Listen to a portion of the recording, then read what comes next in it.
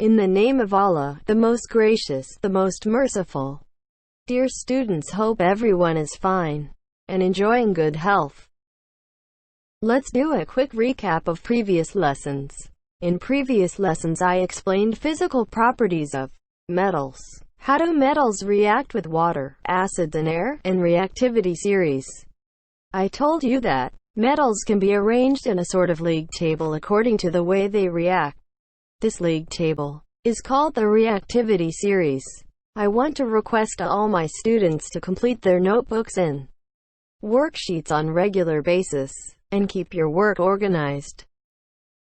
Dear students, the topic for today's lesson is displacement reactions making use of the reactivity series. Listen to the lesson attentively and note down important points discussed. Learning objectives of today's topic are: students will be able to explain displacement reactions, describe examples of displacement reactions. Dear students, displacement reaction is a chemical reaction in which a more reactive element displaces a less reactive element from its compound. Displacement reactions involve a metal and a compound of a different metal. In a displacement reaction, a more reactive metal will displace a less reactive metal from its compounds. Displacement reactions are easily seen when a salt of the less reactive metal is in the solution. During the reaction, the more reactive metal gradually disappears as it forms a solution. The less reactive metal coats the surface of the more reactive metal.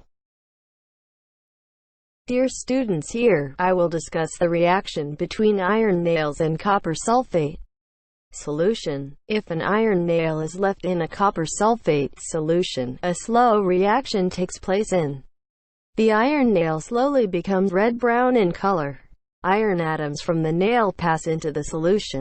Copper atoms that were in the copper sulfate solution form a layer of red-brown solid copper on the nail. This reaction is an example of a displacement reaction.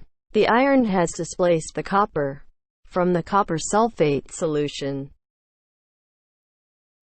Dear students, the reaction between copper sulfate and iron works because iron is higher up the reactivity series than copper. The reaction would also work if magnesium, zinc, or tin were put into a copper sulfate solution. However, it would not work with silver or gold. A displacement reaction only takes place when the metal that is put into the solution is higher in the reactivity series than the metal in the solution. Dear students, here I will discuss the reaction between magnesium and copper sulfate solution. Magnesium is more reactive than copper. When a piece of magnesium is dipped into blue copper sulfate solution, the blue color fades as colorless magnesium sulfate solution forms brown. Copper coats the surface of the magnesium. Dear students, you can investigate the reactivity of metals using displacement reactions. The table shows the results from a series of experiments involving 5 metals and solutions of their salts. A downwards arrow shows less reactive metal is displaced from solution and cross shows that there is no visible reaction. Magnesium displaces 4 metals, iron displaces 3 metals, lead displaces 2 metals, copper displaces 1 metal, and silver does not displace any of the other 4 metals.